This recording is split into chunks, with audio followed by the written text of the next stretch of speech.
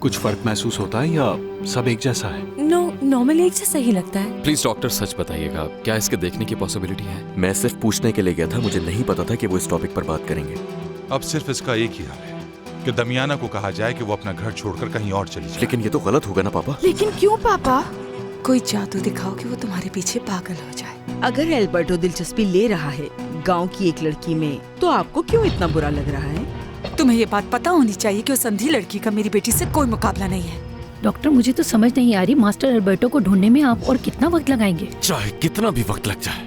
Margarita ने तो कहा था वो वहीं रहती है। पता नहीं वो आपसे झूठ क्यों बोल रहे हैं, क्योंकि उस जगह पर मरीना को तो कोई नहीं जानता। मार्गरेटो, अगर ये झूठ हुआ तो मैं तुम्हारी खाल खींच लूंगा।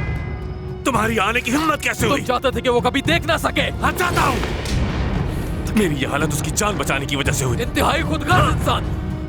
तुम्हारी हालत ऐसी नहीं है कि तुम्हें और मारूं। बकवास बंद करो वरना तुम्हारी जान ले लूंगा मैं।